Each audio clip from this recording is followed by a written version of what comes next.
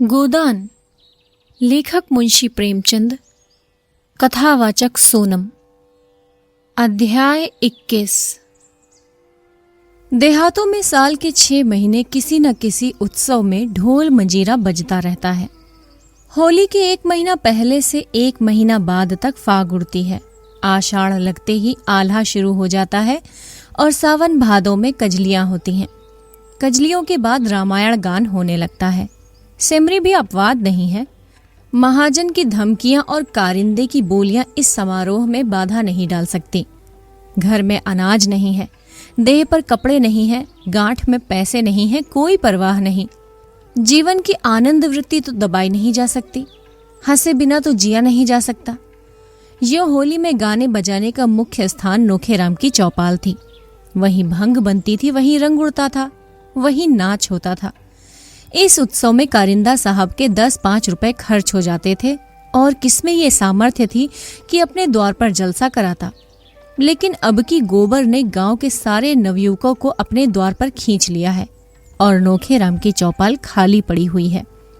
गोबर के द्वार भंग घुट रही है, पान के बीड़े लग रहे हैं, रंग घोला जा रहा है, फर्श बिछा हुआ है, गाना हो रहा है और चौपाल में सन्नाटा छाया हुआ है। भंग रखी हुई है, पीसे कौन? ढोल मजीरा सब मौजूद है, पर गाए कौन? जिसे देखो गोबर के द्वार की ओर दौड़ा चला जा रहा है। यहाँ भंग में गुलाब जल, केसर और बादाम की बहार है। हाँ, शेर भर बादाम गोबर खुद लाया। पीते ही चोला तर हो जाता है, आंखें खुल जाती हैं। खमीरा तमाकू लाया है, खास बिस्वा का। रंग में भी केवड़ा छोड़ा है। रुपए कमाना भी जानता है और खर्च करना भी जानता है। गाड़ कर रख लो तो कौन देखता है। धन की यही शोभा है। और केवल भंग ही नहीं है, जितने गाने वाले हैं सबका न्योता भी है। और गांव में न नाचने वालों की कमी है, न गाने वालों की, न अभिनय करने वालों की। शोभा ही लंगड़ों की ऐसी नकल करता है कि क्या कोई करेगा। और बोली की नकल करने में तो उसका सानी कहाँ है। जिसकी बोली कहो उसकी बोली, आदमी की भी जानवर की भी। गिरधर नकल करने में बेजोड़ है। वकील की नकल वो करे, पटवारी की नकल वो करे, थानेदार की, चपरासी की, सेठ की, सभी की नकल करता है। हाँ, बेचारे के पास वैसा सामान कहाँ है। मगर अब की गोबर ने उसके लिए सभी सामान मंगा दिया है और उसकी नकलें देखने जोग होंगी। ये चर्चा इतनी फैली कि सांझ से ही तमाशा देखने वाले जमा होने लगे। आसपास के गांवों से दर्शकों की टोलियां आने लगी। 10 बजते बजते 3-4 हजार आदमी जमा हो गए। और जब गिरधर झिंगूरी सिंह का रूप धरे अपनी मंडली के साथ खड़ा हुआ तो लोगों को खड़े होने की जगह भी न मिलती थी। वही खलवाट सिर, वही बड़ी मूछें और वही तोंद बैठे भोजन कर रहे हैं और पहली ठाकुराइन पंखा झल रही हैं। ठाकुर ठाकुराइन को रसिक नेत्रों से देखकर कहते हैं, अब भी तुम्हारे ऊपर वही जोबन है कि कोई जवान देख ले तो तड़प जाए। और ठाकुराइन फूल कर कहती हैं, जब ही तो नई नवेली लाए हो। उसे तो लाया हूं तुम्हारी सेवा करने के लिए, वो क्या तुम्हारी बराबरी करेगी। छोटी बीवी ये वाक्य सुन लेती है और मुंह फुलाकर चली जाती है। दूसरे दृश्य में ठाकुर खाट पर लेटे हैं और छोटी बहू मुंह फेरे हुए जमीन पर बैठी है। ठाकुर बार बार उसका मुंह अपनी ओर फेरने की विफल चेष्टा करते हुए कहते हैं, मुझसे क्यों रूठी हो मेरी लाडली। तुम्हारी लाडली जहां हो वहां जाओ, मैं तो लौंडी हूं, दूसरों की सेवा टहल करने के लिए आई हूं। तुम मेरी रानी हो, तुम्हारी सेवा टहल करने के लिए वो बुढ़िया है। पहली ठाकुराइन सुन लेती हैं और झाड़ू लेकर घर में घुसती हैं और कई झाड़ू उन पर जमाती हैं। ठाकुर साहब जान बचाकर भागते हैं। फिर दूसरी नकल हुई जिसमें ठाकुर ने 10 रुपए का दस्तावेज लिखकर 5 रुपए दिए। शेष नजराने तहरीर, दस्तूरी और ब्याज में काट लिए। किसान आकर ठाकुर के चरण पकड़कर रोने लगता है। बड़ी मुश्किल से ठाकुर रुपए देने पर राजी होते हैं। जब कागज लिख जाता है और आदमी के हाथ में 5 रुपए रख दिए जाते हैं तो वो चकरा कर पूछता, ये तो 5 ही है मालिक। 5 नहीं 10 हैं, घर जाकर गिनना। नहीं सरकार, 5 है। 1 रुपए नजराने का हुआ कि नहीं? हाँ सरकार। 1 तहरीर का? हाँ सरकार। 1 कागज का? हाँ सरकार। 1 दस्तूरी का? हाँ सरकार। 1 सूद का। हाँ सरकार। 5 नगद। 10 हुए कि नहीं? हाँ सरकार। अब ये 5 भी मेरी ओर से रख लीजिए। कैसा पागल है? नहीं सरकार, 1 रुपया छोटी ठकुराइन का नजराना है, 1 रुपया बड़ी ठकुराइन का। 1 रुपया छोटी ठकुराइन के पास खाने को, 1 बड़ी ठकुराइन के पास खाने को, बाकी बचा 1, वो आपके क्रियाकर्म के लिए। इसी तरह नोखेराम, पाटेश्वरी और दाता दीन की बारी बारी से सबकी खबर ली गई। और फब्तियों में चाहे कोई नयापन ना हो और नकलें पुरानी हो, लेकिन गिरधारी का ढंग ऐसा हास्यजनक था। दर्शक इतने सरल हृदय से थे कि बेबात की बात में भी हंसते थे। रात भर भड़ैती होती रही और सताए हुए दिल कल्पना में प्रतिशोध पाकर प्रसन्न होते रहे। आखिरी नकल समाप्त हुई तो कौवे बोल रहे थे। सबेरा होते ही जिसे देखो उसकी जबान पर वही रात के गाने, वही नकल, वही फिक्रें। मुखिए तमाशा बनाए, जिधर निकलते हैं उधर ही 2-4 लड़के पीछे लग जाते हैं और वही फिक्रे कसते हैं। झिंगुरी सिंह तो दिल्लगी बाज आदमी थे, इसे दिल्लगी में लिया, मगर पाटेश्वरी में चिढ़ने की बुरी आदत थी। और पंडित दाता दीन तो इतने तुनक मिजाज थे कि लड़ने को तैयार हो जाते थे। वो सबसे सम्मान पाने के आदी थे। कारिंदा की तो बात ही क्या, राय साहब तक उन्हें देखते ही सिर झुका देते थे। उनकी ऐसी हंसी उड़ाई जाए और अपने ही गांव में उनके लिए ये असह्य था। अगर उनमें ब्रह्म तेज होता तो इन दुष्टों को भस्म कर देते, ऐसा शाप देते कि सबके सब भस्म हो जाते। लेकिन इस कलयुग शाप का असर ही जाता रहा, इसलिए उन्होंने कलयुग वाला हथियार निकाला। होरी के द्वार पर आए और आंखें निकाल कर बोले, क्या आज भी तुम काम पर ना चलोगे होरी? अब तो तुम अच्छे हो गए हो, मेरा कितना हरज हो गया ये तुम नहीं सोचते। गोबर देर में सोया था, अभी अभी उठा था और आंखें मलता हुआ बाहर आ रहा था कि दाता दीन की आवाज कान में पड़ी। पाव लगन करना तो दूर रहा, उल्टे हेकड़ी दिखाकर बोला, अब वो तुम्हारी मजूरी ना करेंगे, हमें अपनी ऊख जो बोनी है। दाता दीन ने सुरती फांकते हुए कहा, काम कैसे नहीं करेंगे? साल के बीच में काम नहीं छोड़ सकते। जेठ में छोड़ना हो छोड़ दें, करना हो करें, उसके पहले नहीं छोड़ सकते। गोबर ने जम्हाई लेकर कहा, उन्होंने तुम्हारी गुलामी नहीं लिखवाई है। जब तक इच्छा थी काम किया, अब नहीं इच्छा है नहीं करेंगे, इसमें कोई जबरदस्ती नहीं कर सकता। तो होरी काम नहीं करेंगे ना, तो हमारे रुपए सूद समेत दे दो।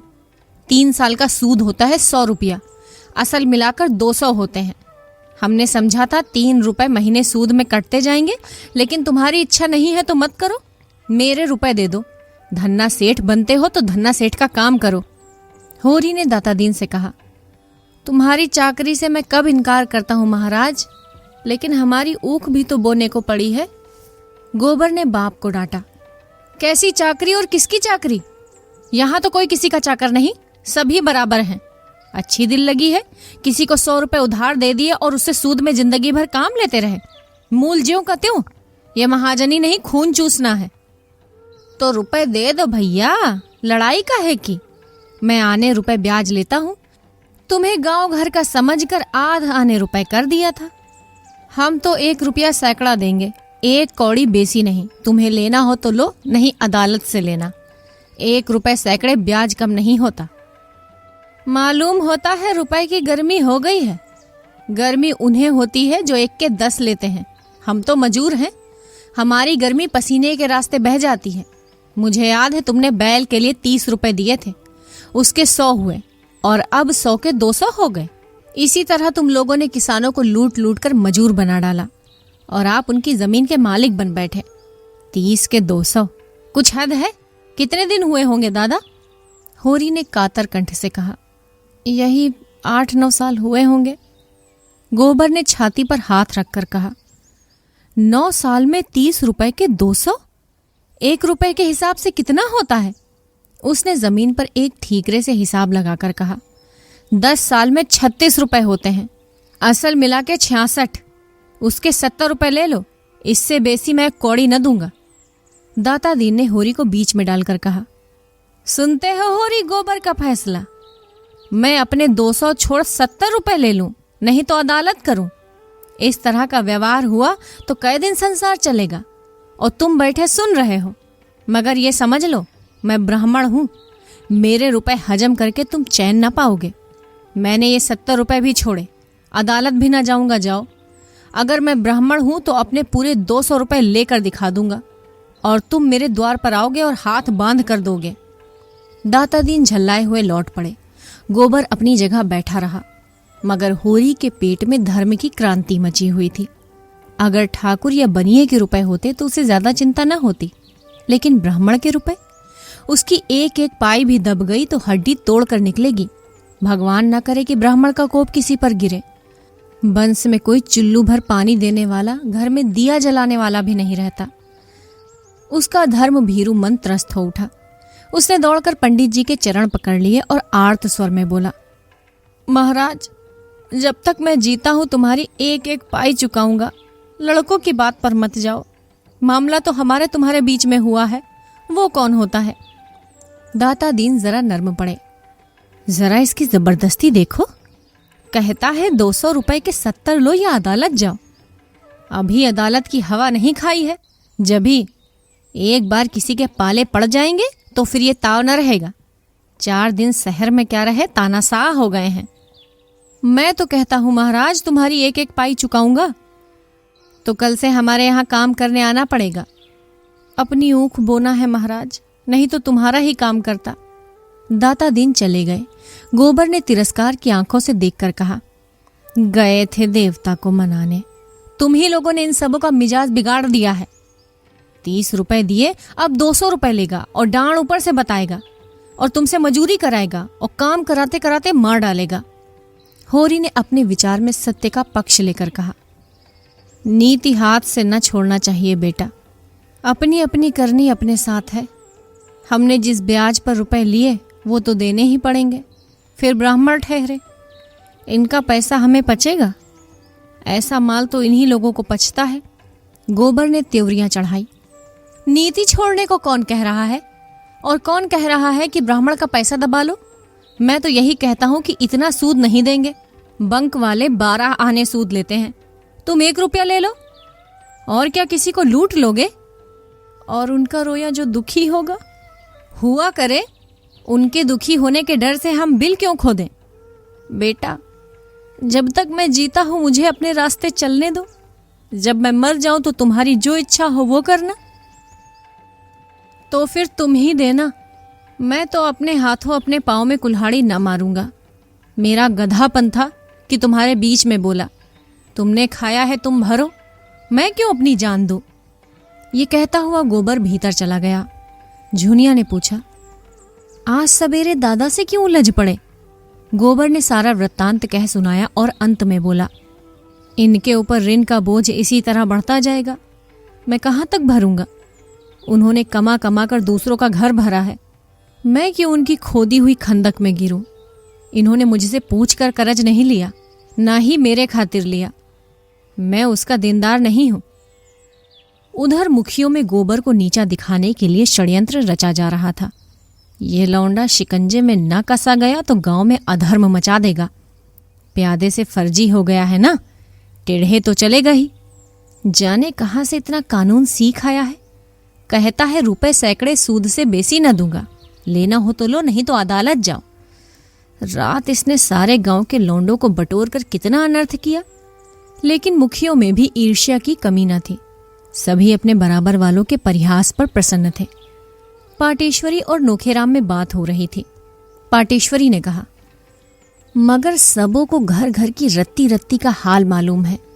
झिंगूरी सिंह को तो सबों ने ऐसा रगेटा कि कुछ न पूछो।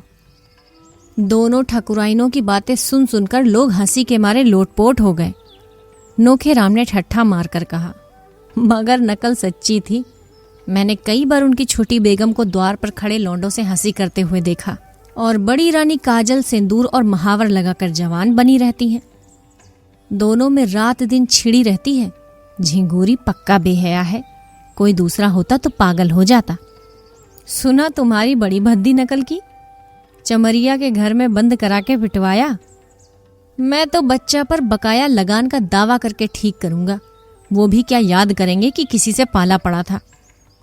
लगान तो उसने चुका दिया है ना, लेकिन रसीद तो मैंने नहीं दी। सबूत क्या है कि लगान चुका दिया? और यहाँ कौन हिसाब किताब देखता है। आज ही प्यादा भेज कर बुलाता हूँ। होरी और गोबर दोनों ऊख बोने के लिए खेत सींच रहे थे। इस बार ऊख की खेती होने की आशा तो थी नहीं, इसलिए खेत परती पड़ा हुआ था। अब बैल आ गए हैं तो ऊख क्यों न बोई जाए। मगर दोनों जैसे छत्तीस बने हुए थे, न बोलते थे न ताकते थे। होरी बैलों को हाँक रहा था और गोबर मोट ले रहा था। सोना और रूपा दोनों खेत में पानी दौड़ा रही थी कि उनमें झगड़ा हो गया। विवाद का विषय यह था कि झिंगूरी सिंह को छोटी ठकुराइन पहले खुद खाकर पति को खिलाती है या पति को खिलाकर तब खुद खाती है। सोना कहती थी पहले वो खुद खाती है। रूपा का मत इसके प्रतिकूल था। रूपा ने जिरह की, अगर वो पहले खाती है तो क्यों मोटी नहीं है? ठाकुर क्यों मोटे हैं? अगर ठाकुर उन पर गिर पड़े तो ठकुराइन पिस जाएं। सोना ने प्रतिवाद किया, तू क्या समझती है? अच्छा खाने से लोग मोटे हो जाते हैं? अच्छा खाने से लोग बलवान होते हैं? मोटे नहीं होते। मोटे होते हैं घास पात खाने से। तो ठकुराइन ठाकुर से बलवान है और क्या। अभी उस दिन दोनों में लड़ाई हुई तो ठकुराइन ने ठाकुर को ऐसा ढकेला कि उनके घुटने फूट गए। तो तू भी पहले आप खाकर तब जीजा को खिलाएगी और क्या। अम्मा तो पहले दादा को खिलाती हैं। तभी तो जब देखो तब दादा डांट देते हैं। मैं बलवान होकर अपने मर्द को काबू में रखूंगी। तेरा मर्द तुझे पीटेगा, तेरी हड्डी तोड़कर रख देगा। रूपा रुआसी होकर बोली, क्यों पीटेगा? मैं मार खाने का काम ही ना करूंगी। वो कुछ ना सुनेगा। तूने जरा भी कुछ कहा और वो मारने चलेगा।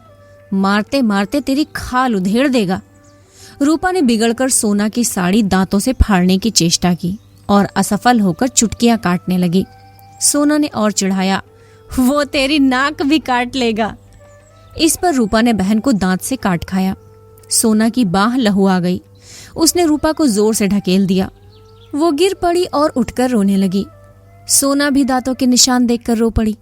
उन दोनों का चिल्लाना सुनकर गोबर गुस्से में भरा हुआ आया और दोनों को दो दो घूंसे जड़ दिए। दोनों रोती हुई खेत से निकलकर घर चल दी। सिंचाई का काम रुक गया। इस पर पिता पुत्र में एक झड़प हो गई। होरी ने पूछा, पानी कौन चलाएगा? दौड़े दौड़े गए, दोनों को भगा आए। अब जाकर मना क्यों नहीं लाते? तुम ही ने इन सबों को बिगाड़ रखा है। उस तरह मारने से और भी निर्लज्ज हो जाएंगी। 2 जून खाना बंद कर दो, आप ही ठीक हो जाएं। मैं उनका बाप हूं, कसाई नहीं हूं। पाँव में एक बार ठोकर लग जाने के बाद किसी कारण से बार बार ठोकर लगती है और कभी कभी अंगूठा पक जाता है और महीनों कष्ट देता है। पिता और पुत्र के सद्भाव को आज उसी तरह की चोट लग गई थी और उस तरह ये तीसरी चोट पड़ी। गोबर ने घर जाकर झुनिया को खेत में पानी देने के लिए साथ कर लिया। झुनिया बच्चे को लेकर खेत में गई। धनिया और उसकी दोनों बेटियां ताकती रहीं। माँ को भी गोबर की ये उद्दंडता बुरी लगती थी। रूपा को मारता तो वो बुरा न मानती, मगर जवान लड़की को मारना ये उसके लिए असह्य था। आज ही रात को गोबर ने लखनऊ लौट जाने का निश्चय कर लिया। यहाँ अब वो नहीं रह सकता। जब घर में उसकी कोई पूछ नहीं तो वो क्यों रहे? वो लेन देन के मामले में बोल नहीं सकता। लड़कियों को जरा सा मार दिया तो लोग ऐसे जामे के बाहर हो गए मानो वो बाहर का आदमी है। तो इस सराय में वो न रहेगा। दोनों भोजन करके बाहर आए थे कि नोखे राम के प्यादे ने आकर कहा, चलो कारिंदा साहब ने बुलाया है। होरी ने गर्व से कहा, रात को क्यों बुलाते हैं?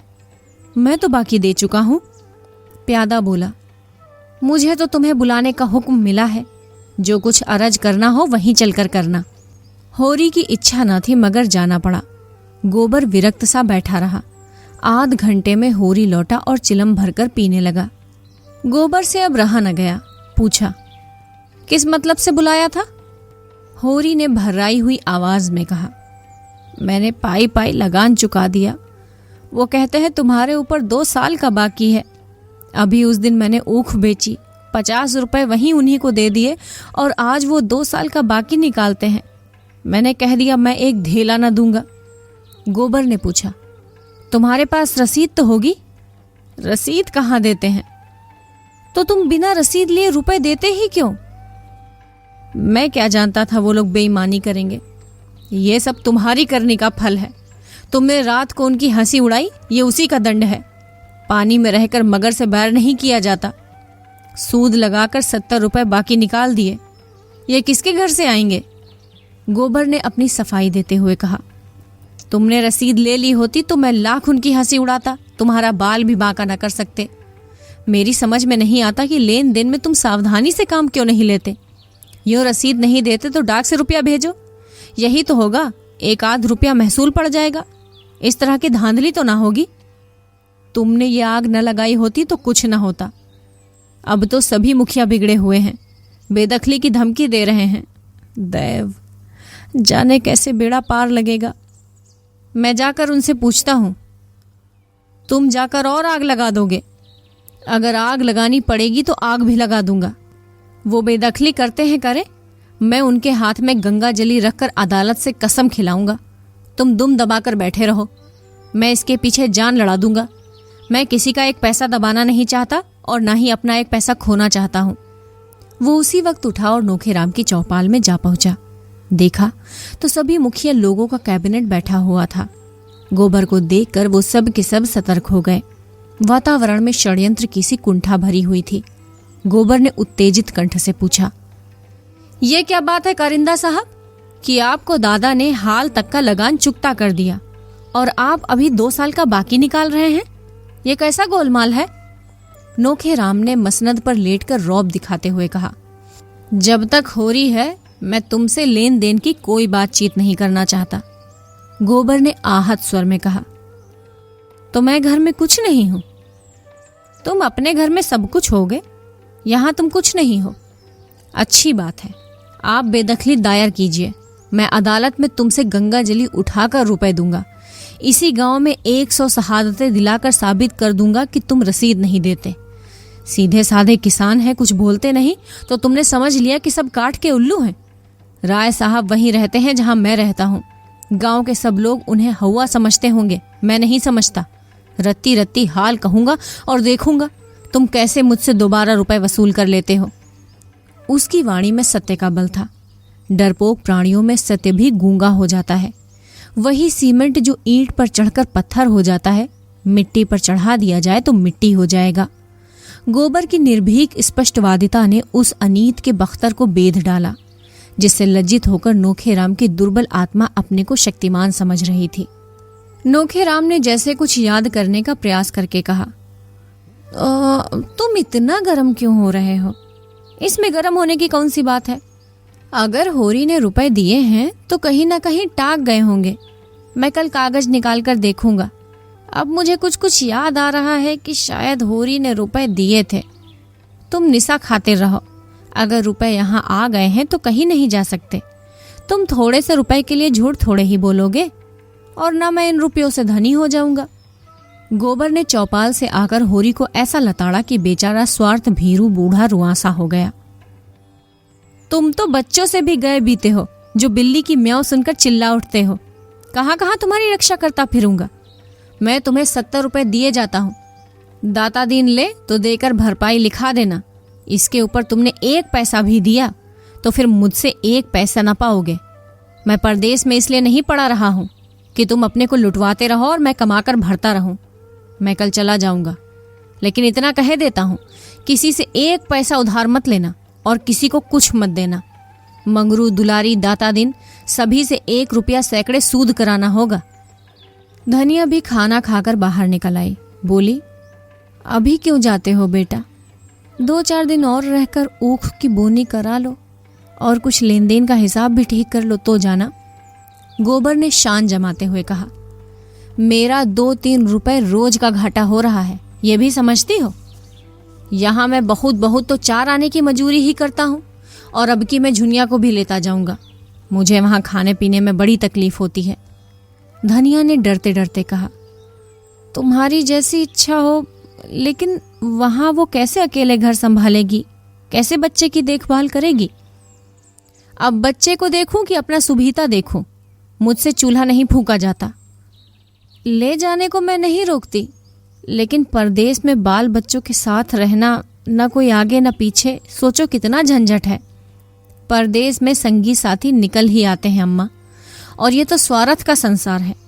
जिसके साथ 4 पैसे गम खाओ वही अपना। खाली हाथ तो माँ बाप भी नहीं पूछते। धनिया कटाक्ष समझ गई। उसके सिर से पांव तक आग लग गई। बोली, माँ बाप को भी तुमने उन्हीं पैसों के यारों में समझ लिया। आंखों देख रहा हूं। नहीं देख रहे हो। माँ बाप का मन इतना निठुर नहीं होता। हाँ, लड़के अलबत्ता जहाँ 4 पैसे कमाने लगे कि माँ बाप से आंखें फेर लेते हैं। इसी गांव में 1-2 नहीं 10-20 परतोख दे दूं। माँ बाप करज कवाम लेते हैं किसके लिए? लड़के लड़कियों के लिए ही कि अपने भोग विलास के लिए? क्या जाने तुमने किसके लिए करज लिया। मैंने तो 1 पैसा भी नहीं जाना। बिना पाले ही इतने बड़े हो गए। पालने में तुम्हारा लगा क्या? जब तक बच्चा था दूध पिला दिया, फिर लावारिस की तरह छोड़ दिया। जो सबने खाया वही मैंने भी खाया। मेरे लिए दूध नहीं आता था, मक्खन नहीं बंधा था। और तुम भी चाहती हो और दादा भी चाहते हैं कि मैं सारा कर्जा चुकाऊं, लगान दूं, लड़कियों का ब्याह करूं, जैसे मेरी जिंदगी तुम्हारा देना भर ही के लिए है। मेरे भी तो बाल बच्चे हैं। धनिया सन्नाटे में आ गई। एक ही क्षण में उसके जीवन का मृदु स्वप्न जैसे टूट गया। अब तक वो मन में प्रसन्न थी कि अब उसका दुख दरिद्र सब दूर हो गया। जब से गोबर घर आया, उसके मुख पर हास की एक छटा खिली रहती थी। उसकी वाणी में मृदुता और व्यवहार में उदारता आ गई। भगवान ने उस पर दया की है तो उसे सिर झुकाकर चलना चाहिए। भीतर की शांति बाहर सौजन्य बन गई थी। ये शब्द तपते हुए बालू की तरह हृदय पर पड़े और चने की भांति सारे अरमान झुलस गए। उसका सारा घमंड चूर चूर हो गया। इतना सुन लेने के बाद अब जीवन में क्या रस रह गया? जिस नौका पर बैठकर इस जीवन सागर को पार करना चाहती थी वो टूट गई। तो किस सुख के लिए जिए? लेकिन नहीं, उसका गोबर इतना स्वार्थी नहीं है। उसने कभी माँ की बात का जवाब नहीं दिया, कभी किसी बात के लिए जिद नहीं की। जो कुछ रूखा सूखा मिल गया वही खा लेता था। वही भोला भाला शील स्नेह का पुतला आज क्यों ऐसी दिल तोड़ने वाली बातें कर रहा है? उसकी इच्छा के विरुद्ध तो किसी ने कुछ नहीं कहा। माँ बाप दोनों ही उसका मुंह जोहते रहते हैं। उसने खुद ही लेन देन की बात चलाई। नहीं, उससे कौन कहता कि तू माँ बाप का देना चुका? माँ बाप के लिए यही क्या कम सुख है कि वो इज्जत आबरू के साथ भले मानसों की तरह कमाता खाता है। उससे कुछ हो सके तो माँ बाप की मदद करे, नहीं हो सकता तो माँ बाप उसका गला ना दबाएंगे। झुनिया को ले जाना चाहता है, खुशी से ले जाए। धनिया ने तो केवल उसकी भलाई के ख्याल से कहा था कि झुनिया को वहां ले जाने में उसे जितना आराम मिलेगा उससे कहीं ज्यादा झंझट बढ़ जाएगा। उसमें ऐसी कौन सी लगने वाली बात थी कि वो इतना बिगड़ उठा? हो न हो ये आग झुनिया ने लगाई है। वही बैठे बैठे उसे मंत्र पढ़ा रही है। यहाँ शौक सिंगार करने को नहीं मिलता। घर का कुछ न कुछ काम भी करना ही पड़ता है। वहां रुपए पैसे हाथ में आएंगे, मजे से चिकना खाएगी, चिकना पहनेगी और टांग फैलाकर सोएगी। 2 आदमियों की रोटी पकाने में क्या लगता है? वहां तो पैसा चाहिए। सुना बाजार में पकी पकाई रोटी मिल जाती है। ये सारा उपद्रव उसी ने खड़ा किया है। शहर में कुछ दिन रह भी चुकी है। वहां का दाना पानी मुंह में लगा हुआ है। यहाँ कोई पूछता ना था। ये भोंदू मिल गया, इसे फांस लिया। जब यहाँ 5 महीने का पेट लेकर आई थी तब कैसी म्याऊं म्याऊं करती थी। तब यहाँ शरण न मिली होती तो आज कहाँ भीख मांगती होती। ये उसी नेकी का बदला है। इसी चुड़ैल के पीछे डांड देना पड़ा। बिरादरी में बदनामी हुई, खेती टूट गई, सारी दुर्गत हुई और आज ये चुड़ैल जिस पत्तल में खाती है उसी में छेद कर रही है। पैसे देखे तो आंख हो गई, तभी ऐसी ऐंठी ऐंठी फिरती है कि मिजाज नहीं मिलता। आज लड़का 4 पैसे कमाने लगा है ना। इतने दिनों बात नहीं पूछी तो सास का पाँव दबाने के लिए तेल लिए दौड़ती थी। डाइन उसके जीवन की निधि को उसके हाथों से छीन लेना चाहती है। दुखित स्वर में बोली, ये मंत्र तुम्हें कौन दे रहा है बेटा? तुम तो ऐसे न थे।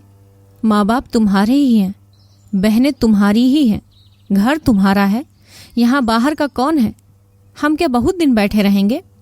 घर की मर्जाद बनाए रहोगे तो तुम्ही को सुख होगा। आदमी घर वालों ही के लिए धन कमाता है कि किसी और के लिए? अपना पेट तो सुअर भी पाल लेता है। मैं ना जानती थी कि झुनिया नागिन बनकर हम ही को डसेगी। गोबर ने तिनक कर कहा, अम्मा नादान नहीं हूं कि झुनिया मुझे मंत्र पढ़ाएगी। तुम उसे नाहक कोस रही हो। तुम्हारी गिरफ्तारी का सारा बोझ मैं नहीं उठा सकता। मुझसे जो कुछ हो सकेगा तुम्हारी मदद कर दूंगा, लेकिन अपने पाँव में बेड़ियां नहीं डाल सकता। झुनिया भी कोठरी से निकलकर बोले, अम्मा, जुलाहे का गुस्सा दाढ़ी पर ना उतारे। कोई बच्चा नहीं है कि उन्हें फोड़ लूंगी। अपना अपना भला बुरा सब समझते हैं। आदमी इसलिए जन्म नहीं लेता कि सारी उम्र तपस्या करता रहे और एक दिन खाली हाथ मर जाए। सब जिंदगी का सुख चाहते हैं। सबकी लालसा होती है कि सबके हाथों में 4 पैसे हो। धनिया ने दांत पीस कर कहा, अच्छा झुनिया, बहुत ज्ञान न बखार। अब तू भी अपना भला बुरा सोचने जोग हो गई है। जब यहाँ आकर मेरे पैरों पर सिर रखे रो रही थी तब अपना भला बुरा नहीं सूझा था। उस घड़ी हम भी अपना भला बुरा सोचने लगते तो आज तेरा कहीं पता ना होता। इसके बाद संग्राम छिड़ गया। ताने महने, गाली गलौज, थुक्का फजीहत, कोई बात न बची। गोबर भी बीच बीच में डंक मारता जाता था। होरी बरौठे में बैठा सब कुछ सुन रहा था। सोना और रूपा आंगन में सिर झुकाए खड़ी थी। दुलारी, पुनिया और कई स्त्रियां बीच बचाव करने आ पहुंची थी। गर्जन के बीच में कभी कभी बूंदें भी गिर जाती थी। दोनों ही अपने अपने भाग्य को रो रही थी। दोनों ही ईश्वर को कोस रही थी और दोनों अपनी अपनी निर्दोषिता सिद्ध कर रही थी। झुनिया गड़े मुर्दे उखाड़ रही थी। आज उसे हीरा और शोभा से विशेष सहानुभूति हो गई थी, जिन्हें धनिया ने कहीं का न रखा था। धनिया की आज तक किसी से ना पटी थी, तो झुनिया से कैसे पट सकती है। धनिया अपनी सफाई देने की चेष्टा कर रही थी, लेकिन ना जाने क्या बात थी कि जनमत झुनिया की ओर था। शायद इसलिए कि झुनिया संयम हाथ से न जाने देती थी और धनिया आपे से बाहर थी। शायद इसलिए कि झुनिया अब कमाऊ पुरुष की स्त्री थी और उसे प्रसन्न रखने में ज्यादा मसलहत थी। तब होरी ने आंगन में आकर कहा, मैं तेरे पैरों पड़ता हूं धनिया, चुप रह। मेरे मुंह में कालिख मत मल। और हाँ, अभी मन न भरा हो तो और सुन। धनिया फुपकार मारकर उधर दौड़ी। तुम भी मोटी डाल पकड़ने चले। मैं ही दोषी हूं, वो तो मेरे ऊपर फूल बरसा रही है। संग्राम का क्षेत्र बदल गया। जो छोटों के मुंह लगे वो छोटा। धनिया किस तर्क से झुनिया को छोटा मान ले। होरी ने व्यथित कंठ से कहा, अच्छा वो छोटी नहीं बड़ी सही। जो आदमी रहना नहीं चाहता उसे क्या बांध कर रखेगी। माँ बाप का धर्म है लड़के को पाल पोस कर बड़ा कर देना। वो हम कर चुके। उनके हाथ पांव हो गए। अब तू क्या चाहती है, वो दाना चारा लाकर खिलाए। माँ बाप का धर्म 16 आना लड़कों के साथ है। लड़कों का माँ बाप के साथ एक आना भी धर्म नहीं है। जो जाता है उसे आशीष देकर विदा कर दे। हमारा भगवान मालिक है। जो कुछ भोगना बदा है भोगेंगे। 40 7 47 साल इसी तरह रोते धोते कट गए। 10-5 साल हैं, वो भी यूं ही कट जाएंगे। उधर गोबर जाने की तैयारी कर रहा था। इस घर का पानी भी उसके लिए हराम था। माता पिता होकर जब उसे ऐसी ऐसी बातें कह रहे हैं तो अब वो उनका मुंह भी ना देखेगा। देखते ही देखते उसका बिस्तर बंध गया। झुनिया ने भी चुनरी पहन ली। मुन्नू भी टोप और फ्रॉक पहनकर राजा बन गया था। होरी ने आर्द्र कंठ से कहा, बेटा, तुमसे कुछ कहने का मुंह तो नहीं है, लेकिन कलेजा नहीं मानता। क्या जरा जाकर अपनी अभागिनी माता के पांव छू लोगे तो कुछ बुरा होगा। जिस माता की कोख से जन्म लिया और जिसका रक्त पीकर पले हो, उसके साथ इतना भी नहीं कर सकते। गोबर ने मुंह फेर कर कहा, मैं उसे अपनी माता नहीं समझता। होरी ने आंखों में आंसू लाकर कहा, तुम्हारी जैसी इच्छा हो, जहां रहो सुखी रहो। झुनिया ने सास के पास जाकर उसके चरणों को आंचल से छुआ। धनिया के मुंह से आशीष का एक शब्द भी ना निकला। उसने आंख उठाकर देखा भी नहीं। गोबर बालक को गोद में लिए आगे आगे था। झुनिया बिस्तर बगल में दबाए पीछे।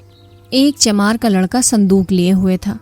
गांव के कई स्त्री पुरुष गोबर को पहुंचाने गांव के बाहर तक आए और धनिया बैठी रो रही थी, जैसे कोई उसके हृदय को आरे से चीर रहा हो।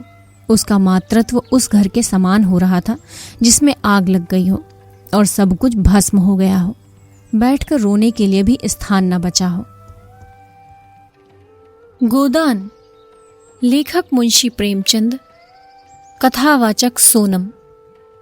अध्याय 21।